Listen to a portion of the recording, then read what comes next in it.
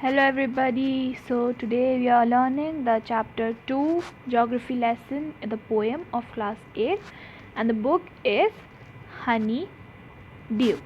Okay, so in this poem we'll see कि किस तरीके से हमारे जो पोएट हैं जो हैं जिनका नाम है जुल्फ़िकार घोष, उन्होंने किस तरीके से हमारे जो सिटीज़ वगैरह हैं उनको डिस्क्राइब करा है, किस पॉइंट ऑफ व्यू से वो एक एयरप्लेन में बैठे हैं वहाँ से किस तरीके से उन्होंने एक सिटी को एक्सप्लेन करा है. Okay, so we'll read something about our poet first. Okay, so let's see. Zulfikar Ghosh जो हैं मार्च 23 1935 में वो उनका जन्म हुआ, वो बॉर्न हुए वहाँ पे. हमारे जो पोएट हैं जिन्होंने ये जोग्राफ़ी लेसन लिखा है. अभी जोग्राफ़ी लेसन से ये मत समझ जाना कि हम यहाँ पे इसमें जोग्राफ़ी पढ़ेंगे, नो, बट यहाँ पे हम कुछ चीज़ ऐसे पढ़ेंगे जो कि जोग्राफ़ी से रिलेटेड हैं. आपको पता लग जाएगा इस पोएम का टाइटल जोग्राफ़ी लेसन क्यों है आगे जाके. ओके, सो अब हमारे जो पोएट हैं वो कब बॉर्न हुए थे. He was born in 23 of March 1935 and his name is Zulfikar Ghosh.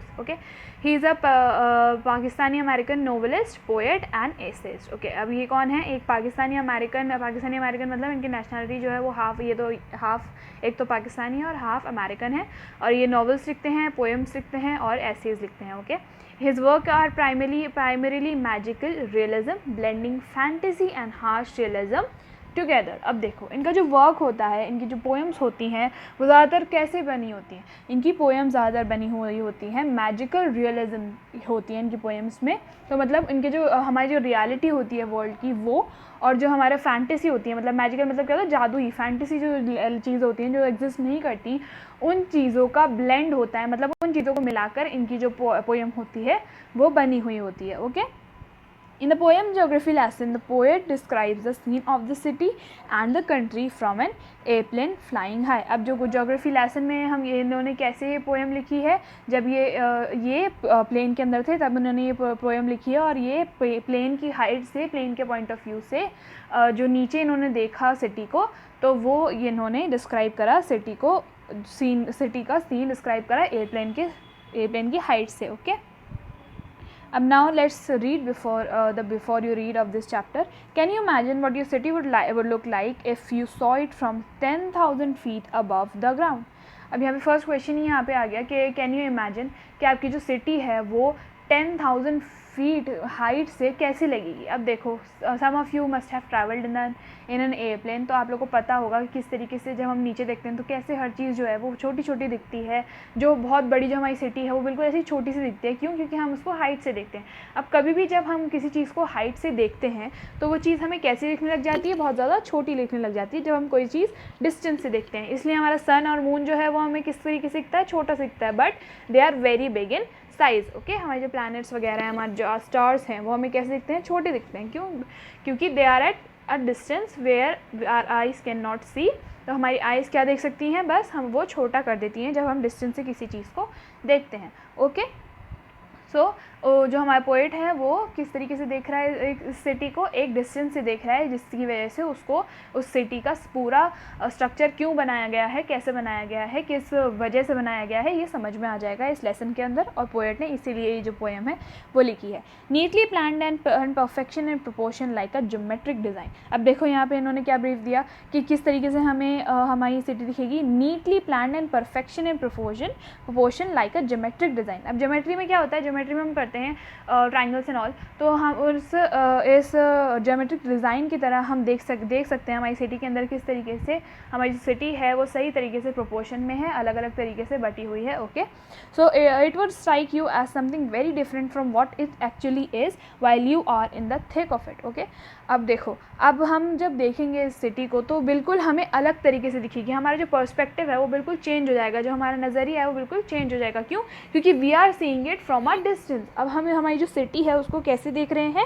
एक डिस्टेंस से देख रहे हैं. ओके, एक ज्योमेट्रिक डिज़ाइन की तरह देख रहे हैं. ओके, सो इसीलिए हमें बहुत ज़्यादा ये डिफरेंट दिखेगी हमारी city. Here is a poet's description of just such a view of the city and some questions that come to his mind. अब इस पोएम में उस पोइट ने हमें यही बताया है कि उसका वो किस तरीके से हमारा जो सिटी है उसको एयरप्लेन में बैठकर कैसा उसको व्यू आ रहा है सिटी का, और उसका डिस्क्रिप्शन दिया है इस पोएम के अंदर हमारे पोइट ने. ओके, और जो क्वेश्चंस हैं उसके जो दिमाग के अंदर जो क्वेश्चंस आए उस सिटी को देखकर, वो चीज़ उसने उस पोएम के अंदर डिस्क्राइब करी है. Okay, so let's read the poem itself now. Okay, so let's read. When the jet sprang into the sky, it was clear why the city had developed the way it had. अब देखो हमारा जो poet है उसको क्या पता लग रहा है यहाँ पे. when the jet sprang मतलब होता है जब उसका जो जेट था, जो हमारे पोएट का जो जेट है, उनका जो जेट है जब उन्होंने टेक ऑफ करा, मतलब जब वो प्लेन उड़ा, जब वो प्लेन ट्रेवल करने के लिए उड़ा, तो स्प्रैंग का मतलब क्या हो गया, टेक ऑफ. ओके, जब वो जो जेट था वो जब वो उड़ा, तो जो हमारे पोएट है अब वो डिस्क्राइब करता चलेगा कि उसने क्या क्या देखा. It was clear why the city had developed the way it had. अब जो पोएट है जैसे ही उसने ऊपर की हाइट से, जैसे ही उसका जो प्लेन था टेक ऑफ करा, तो उसने जैसे नीचे देखा प्लेन के हाइट से उसकी सिटी को, तो उसकी माइंड की जो चीज़ें थी, जो क्वेश्चन थे उसके, वो क्लियर होते चले गए किस किस तरीके से, क्यों हमारी जो सिटी है वह क्यों बनी है, कैसे बनी है, क्यों ऐसे अनप्लान्ड मैनर में बनी है. तो ये सारी चीज़ें हमारे पोएट को क्लियर होती जाएंगी. Okay, so seeing it scaled 6 inches to the mile, there seemed an inevitability about what on the ground has looked haphazard, unplanned and without style, when the jet sprang into the sky. अब देखो, अब जब वो ऊपर से देख रहा है, जब मैं जैसे कि मैंने बताया, जब हम डिस्टेंस से कोई चीज़ देखते हैं तो वो छोटी हो जाती है. अब जो हमारी सिटी है, जब हम ग्राउंड पे होते हैं, अब जब हम ग्राउंड पे होते हैं तो हम थोड़ी अब हमारी सिटी को पूरी तरीके से देख सकते हैं, नो, क्योंकि हमारी सिटी जो है वो बहुत ज़्यादा बड़ी है और हम उसको देख ही नहीं सकते. तो लेकिन जब हम ऊपर से देखेंगे तो बिल्कुल हमें छोटी सी दिखेगी. तो इसीलिए यहाँ पे क्या बोल रहा है हमारे पोएट कि जब उसने ऊपर से देखा तो उसको ऐसा लग रहा था कि जो हमारी सिटी है वो कितने इंचज़ की है, it is of only 6 inches. Okay, अब यहाँ पे पोएट बोल रहा है कि there seemed an inevitability about what was going on had looked haphazard. Okay, so let's just see the meaning of inevitability, that is that cannot be avoided, and haphazard means without plan or order. Okay, so मतलब अब हमारी जो city है वो इसको ऐसी दिख रही है कि वो उसको अवॉइड ही नहीं कर पा रहा है बिल्कुल भी, और उसको देखना चाहता है बहुत ज़्यादा, या फिर इनएविटेबिलिटी का मतलब होता है सर्टेन. ओके, तो हमारी जो सिटी है उसको इतनी सर्टेन दिख रही है कि वो अब क्लियर हो रही है, उसके जो पर्सपेक्टिव हैं, जो उसके क्वेश्चंस थे वो क्लियर होते जा रहे हैं धीरे धीरे करके, जैसे जैसे प्लेन जो है वो टेक ऑफ कर रहा है, हवा के अंदर जा रहा है. ओके, आसमान में जा रहा है. ओके, तो अब क्या है, there seemed an certainty about what on ground had looked haphazard. अब देखो, अब यहाँ पे जो पोएट है उसको सब कुछ दिख रहा है कि क्यों हमारा जो प्लान है, जो हमारी जो प्लेन है, जो हमारी जो सिटी के प्लेन्स हैं और माउंटेन्स वगैरह हैं, वो क्यों इस तरीके से बने हुए हैं, और क्यों हमारी जो सिटी है वो ऐसे डेवलप्ड है, क्यों उसका क्वेश्चन के आंसर्स उसको मिल जाएंगे. हैफाज़ार्ड मतलब होता है केओस या फिर अनप्लान्ड. ओके, हैफाज़ार्ड मतलब क्या होता है, केओस या फिर अनप्लान्ड या फिर कन्फ्यूजन के अंदर हमारी सिटी मतलब अनप्लान्ड क्यों बनी हुई है, उसका प्रोपोर्शन सही तरीके से क्यों नहीं है. तो यहाँ पे भी लिखा हुआ है अनप्लान्ड एंड विदाउट स्टाइल हमारी जो सिटी है उसको क्यों बनी हुई है. Okay, when the jet sprang into the sky, जब वो टेक ऑफ करा प्लेन ने, तो धीरे धीरे करके उसके पर्सपेक्टिव, उसकी नज़रिया चेंज होता गया. Okay, when the jet reached 10,000 feet, it was very clear why the country had cities where the rivers ran and why the valleys were populated, the logic of geography that land and water attracted man. Okay, सो देखो अब यहाँ पे क्या हुआ, अब यहाँ पे उसको समझ में आने लगा कि इस तरीके से हमारी जो सिटी है, वो हमारी जो कंट्री है वो क्यों ऐसी इस तरीके से अलग अलग जगहों पे अलग अलग लोग रहते हैं, ज़्यादा लोग वैलीज़ की तरफ क्यों रहते हैं. और ओके, सो अब वैलीज़ क्या होती हैं, वैलीज़ होती हैं जहाँ पे पानी होता है, लैंड भी होता है, और वहाँ पे जो ह्यूमन हैं वो जी सकते हैं, सर्वाइव कर सकते हैं. ओके, क्योंकि ह्यूमंस की नीड क्या है, सबसे ज़्यादा ह्यूमंस की यही नीड है कि वो रहने के लिए उनको एक लैंड मिल जाए, और उनको पीने के लिए उनको पानी मिल जाए, और खाने के लिए उनको खाना मिल जाए. ओके, तो वैलीज़ के अंदर क्या होता है, हर चीज़ अवेलेबल होती है. वैलीज़ का जो लैंड होता है वो फर्टाइल होता है, तो वहाँ पे एग्रीकल्चर हो सकता है, और पानी है वहाँ पे, रिवर्स वगैरह हैं, तो आराम से वहाँ से पानी मिल सकता है. ओके, सो अब यहाँ पे पोएट उसको यही समझ में आ रहा है कि जब वो जो जेट था वो 10,000 फीट पे चला गया, तो बहुत ज़्यादा ये चीज़ क्लियर हो गई थी कि क्यों जहाँ पे जो वैलीज़ हैं और जहाँ पे रिवर्स हैं वहाँ वही एरिया क्यों पॉपुलेटेड है, जो कि मैंने भी बताया क्यों, क्योंकि जो हमारे ह्यूमंस की नीड क्या है, वो उनकी नीड ये है कि उनको लैंड चाहिए होता है, उनको चाहिए होता है वाटर, रहने के लिए, खाने के लिए और पीने के लिए क्या चाहिए उनको, लैंड, वाटर एंड फूड। तो हर चीज़ कहाँ पे अवेलेबल है, जहाँ पे रिवर्स हैं, जहाँ पे पानी ज़्यादा है या जहाँ पे वैलीज़ हैं। ओके, सो इसीलिए जो वैलीज़ और रिवर्स वाला एरिया है वो बहुत ज़्यादा पॉपुलेटेड है और वहीं पे ज़्यादातर लोग बसे हुए हैं।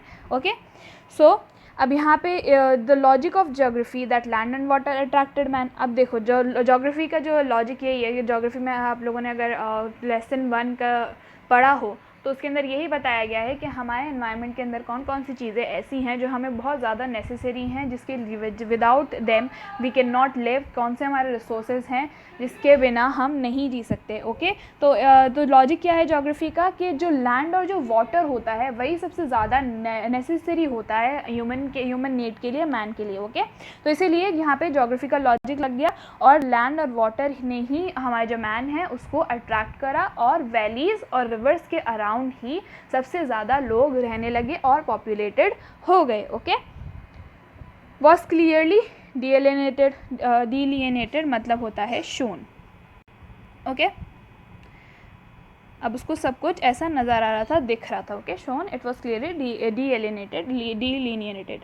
Okay, when the jet reach 1000 feet. Okay, when the jet rose 6 miles high it was clear the earth was round and it has more sea than land. अब देखो, अब जब और ज़्यादा वो जो हमारा प्लेन था वो और ज़्यादा 6 माइल्स हाई हो गया, मतलब 6 माइल्स की हाइट पे चले गया, तो क्या हुआ, उसको ये चीज़ क्लियर हो गई कि जो हमारी अर्थ है वो क्या है, राउंड है, और हमारी जो लैंड है उससे ज़्यादा हमारे पास क्या है, सी है। ओके, अब आपने कभी ग्लोब देखा हो तो आप लोग हमेशा ज़्यादातर ये देखोगे कि एक ब्लू लैंड ज़्यादा है, हमारे पास ब्लू ज़्यादा दिखता है हमारे ग्लोब के अंदर rather than other colours. Okay, तो ब्लू किसको डिफ़ाइन करता है, वाटर को डिफ़ाइन करता है। तो इसीलिए अब हमारा जो पोएट है उसको क्या दिख गया है कि हमारा जो अर्थ है जब वो बाहर से देख रहा है उसको और ज़्यादा ऊपर से देख रहा है, तो उसको ये चीज़ समझ में आ गई है कि क्या है, हमारे जो अर्थ है वो उसके ऊपर ज़्यादातर पानी है, सी से ज़्यादा। ओके, सो ज्योग्राफी में ये सही चीज़ें आती हैं। Okay, but it was difficult to understand that the man on earth found cause it to hate each other, to build walls across the cities and to kill from the height. It was not clear why. अब देखो, हमारे जो poet है उसको ये चीज़ अभी तक समझ में नहीं आई, उसको सारी चीज़ समझ में आ गई कि क्यों हमारा जो लैंड कहाँ कहाँ पॉपुलेटेड है, किस वजह से कहाँ कहाँ क्या चीज़ पॉपुलेटेड है, और क्यों लोग ऐसी वैलीज़ वगैरह के पास रह रहे हैं, क्योंकि जो हमारी नीड्स हैं उसके थ्रू हम रह रहे हैं। लेकिन पोएट को अभी तक एक चीज़ समझ में नहीं आई है कि वो उसको ये चीज़ समझ में आई नहीं रही थी कि जो अब हमारी अर्थ ही एक है, हमारे लैंड्स एक है, हमारी हर चीज़ ही एक है, सब कुछ ऑलमोस्ट सिमिलर है, तो क्या होगा कि उसको क्या समझ में नहीं आ रहा कि हमारे जो मैन है, हम लोग एक दूसरे को इतना ज़्यादा हेट क्यों करते हैं, क्यों हम लोग एक दूसरे को ज़्यादा किल करते हैं, हम क्यों एक दूसरे से वॉर करते हैं, हम क्यों एक दूसरे को इतना ज़्यादा हेट करते हैं, हमारे कल्चर्स को हेट करते हैं एक दूसरे के, हम हमारे रिलीजन्स को हम इतना ज़्यादा हेट करते हैं, क्यों करते हैं, ये चीज़ उसको अभी तक समझ में नहीं आई है। क्यों हमने इतनी बड़ी बड़ी वॉल्स बना ली है हमारी सिटीज़ के अक्रॉस, हमने क्यों ऐसा कर लिया कि हम एक दूसरे की जो हमारी सिटीज़ टू सिटीज़ हम एक दूसरे को हेट कर रहे हैं, हम ये कह रहे हैं कि नहीं हमारी सिटी ज़्यादा अच्छी है, हमारी सिटी ज़्यादा अच्छी है, बल्कि जिसमें ये चीज़ हमारी जो सिटीज़ हैं, हमारे जो कल्चर्स हैं वो ऑलमोस्ट सेम हैं, चाहे हमारी लैंग्वेजेस अलग हो, चाहे हमारे रिलीजन्स अलग हो, but we all are human beings and we all are living on one earth. Okay, and the earth is round, it is one, and the land is one as well, and we live on the same planet, but still we hate each other। क्यों हम ये hate करते हैं एक दूसरे को, ये चीज़ यहाँ पे पोएट को समझ में नहीं आ रही है, इतनी ज़्यादा ऊपर ऊंचाई से देखकर भी उसको ये चीज़ समझ में नहीं आ रही है और उसको ये चीज़ क्लियर नहीं हुई। ओके, सो यहाँ पे बहुत ज़्यादा एक अच्छा मैसेज दिया है हमारे पोएट के अंदर, हमारे पोएट ने, कि क्यों कैसे हम लोग हर वक्त लड़ते रहते हैं, झगड़ते रहते हैं हम, और हमारी जो सिटीज़ हैं उसको ऐसे बोलते रहते हैं कि नहीं हमारी सिटी ज़्यादा अच्छी है, हमारी सिटी ज़्यादा अच्छी है। ये चीज़ हमें नहीं करनी है और हमें एक दूसरे के प्रति हेट भी नहीं फैलानी है, और हमें एक दूसरे के साथ बहुत ज़्यादा पीसफुली रहना चाहिए, क्योंकि ये चीज़ उसको समझ में ही नहीं आ रही है पोएट को कि क्यों हर वक्त हम जब हम एक ही अर्थ पे रहते हैं, एक ही प्लैनेट पे रहते हैं, हमारी हर चीज़ सेम है, ऑलमोस्ट सिमिलर है, तो हम क्यों एक दूसरे से इतना ज़्यादा लड़ते हैं, क्यों हमने वॉल्स को खड़ा कर दिया है, ओके, एक दूसरे की बीच के अंदर, okay. So now we'll see the summary of this poem. The summary in the poem Geography Lesson, the poet has described the scene of a city from a jet. He finds that cities are not neatly planned and are disorganized. Okay, अब जैसे कि मैंने आपको बताया poem के अंदर कि किस तरीके से जो पोएट है वो एक जेट के अंदर जा रहा है कहीं और उसकी सिटी से उड़ के, तो उसने जब ऊपर से देखा उसकी सिटी को, तो उसको क्या दिख रहा है कि उसकी जो सिटी है वो बिल्कुल भी प्लान नहीं है और बिल्कुल डिसऑर्गेनाइज्ड है, बिल्कुल, ओके। सो बिल्कुल डिसऑर्गेनाइज लग रही है उसको उसकी सिटी, ठीक है। He understands that water resources are main reason for people to settle near the rivers, okay.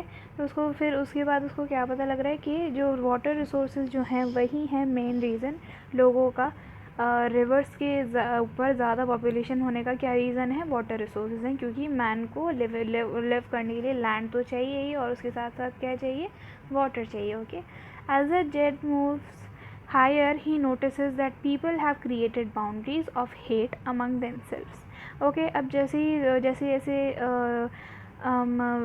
Jet जो है वो ऊपर जाता जाता है, वैसे ही हमारे जो उसको क्या पता लगता है पोइट को कि जो लोग हैं उन्होंने क्या कर रखी है सिटी के अंदर, बहुत सारी ऐसी थोड़ी बाउंड्रीज़ बना रखी हैं। जैसे कि आप लोगों को पता है कि बॉर्डर्स होती हैं हमारी सिटी के अंदर, हमारी कंट्रीज़ के बीच में क्या होती हैं, बॉर्डर्स होती हैं। तो जैसे जैसे प्लेन ऊपर जाता जाता है ना, वैसे वैसे उसको दिखता रहता है कि किस तरीके से बॉर्डर्स बनाई हुई हैं हमारे लोगों ने, किस चीज़ की, हेट की बॉर्डर्स बनाई हुई है, okay. As the jet takes off into the sky, the poet describes the scene from the city from it, okay, which is flying high in the sky. अब जो जैसे ही जो जेट है उसका जब वो उड़ने लगता है एयरप्लेन, वैसे ही वो बताता है कि सिटी का सीन क्या है और किस तरीके से जो सिटी है वो इतनी ऊपर से कैसी दिख रही है, इतनी हाइट से कैसी दिख रही है, okay. The poet says that it became clear to him why the city developed according to the necessity of the people and not as per proper planning, okay. अब जो पोएट है उसको ये चीज़ समझ में आ चुकी थी, ये चीज़ क्लियर हो चुकी थी उसके पास कि क्यों वो जो सिटी है वो प्लानिंग से नहीं बनी हुई है, वो किससे बनी हुई है, लोगों की नेसेसिटी के ऊपर बेस्ड है। वो पॉपुलेशन कहाँ पे ज़्यादा है, रिवर्स के ऊपर ज़्यादा है, क्यों, क्योंकि लोगों को क्या चाहिए जीने के लिए, पानी चाहिए, ओके। तो इसीलिए रिवर्स की जगह पे ज़्यादा प्रोपोर्शन है और ज़्यादा वहीं पे हाउसेस हैं और ज़्यादा पॉपुलेशन भी कहाँ पे है, वहीं उन्हीं घरों के वहीं है जो जहाँ पे रिवर वगैरह है। तो लोगों ने क्या करा, लोगों ने प्रॉपर प्लानिंग नहीं करी कभी भी सिटी को बनाने के लिए, नहीं, they made the city according to their needs. उन्होंने कहाँ घर बनाए, सिर्फ और सिर्फ उनके नीड्स के अकॉर्डिंग, रिवर्स और वैलीज़ के आसपास ज़्यादा, okay. And the poet looked at the city from the sky, it seemed unplanned and unorganized. It does not have any particular style or design, so what looked haphazard on the ground looked inevitable from the sky, okay. अब जो poet है जब उसने city को sky से देखा तो बहुत ज़्यादा वो अनप्लान्ड दिखी उसको, बिल्कुल अनऑर्गेनाइज दिखी, ठीक है। वो बिल्कुल भी पर्टिकुलर स्टाइल और डिज़ाइन के अंदर थी ही नहीं, ओके। तो जो चीज़ें सारी उसको हाफिज़ार्ड दिख रही थी, बिल्कुल अलग अलग दिख रही थी, बिल्कुल इनएविटेबल दिख रही थी, सर्टेन दिख रही थी, वो बिल्कुल क्या थी, बिल्कुल विदाउट डिज़ाइन थी और हर चीज़ किससे बनी हुई थी, उन लोगों की नेसेसिटीज़ से ही बनी हुई थी। When the airplane flew at the height of 10,000 feet above the ground, the poet could see that the cities were located near the rivers or water sources. As I said, जो कि जो के लोग थे, जो सिटीज़ थे, वो जो सिटी थी वो पूरी ज़्यादातर कहाँ लोकेटेड थी, वो पूरी रिवर्स और वाटर रिसोर्सेज के पास ही लोकेटेड थी।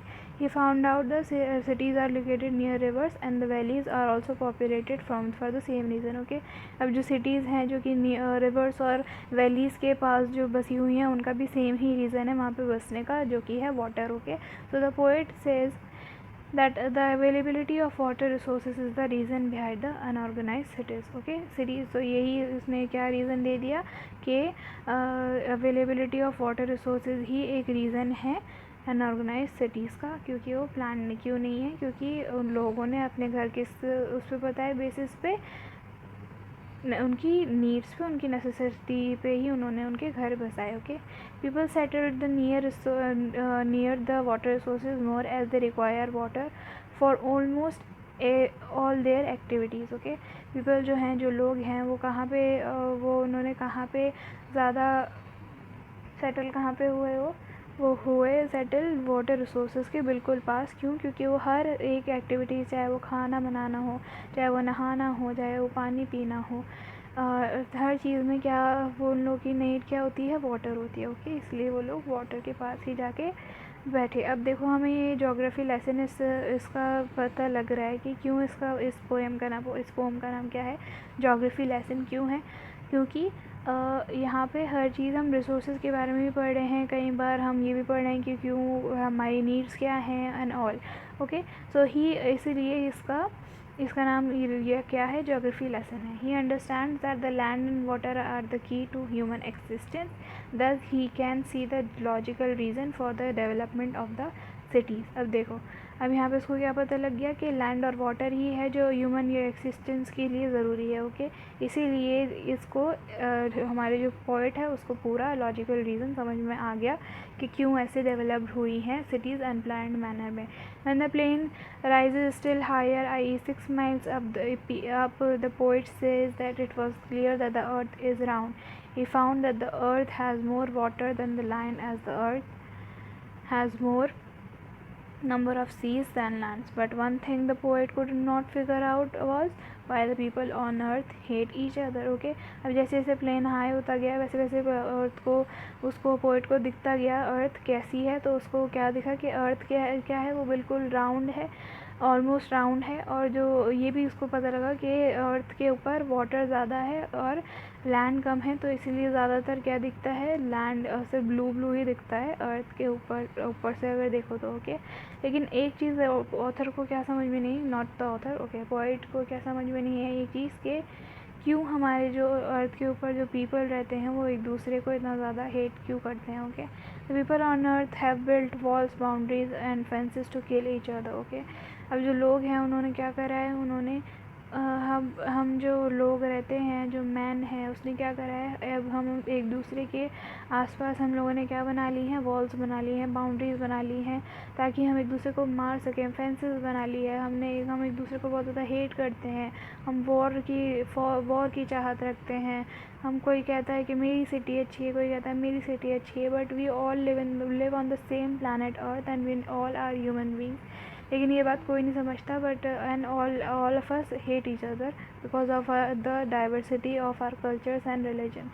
Okay, he finds that the earth is one but the people living on it have divided and fragmented it. अब देखो, उसको क्या पता लगा कि अर्थ तो एक ही है, लेकिन जो लोग उसके ऊपर रहते हैं उन्होंने ही उसको तोड़ दिया और डिवाइड करके और फ्रेगमेंट कर दिया। Okay, thus it is easy to understand the logic of geography from a height. However, it is very difficult to understand why humans hate one another. This remains a mystery.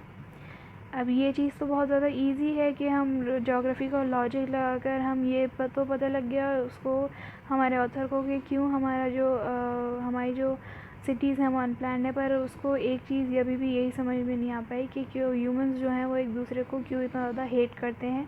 In this video we have discussed the explanation of this chapter and the summary of this chapter, and so that is it. I hope you all have understood it very well. Goodbye.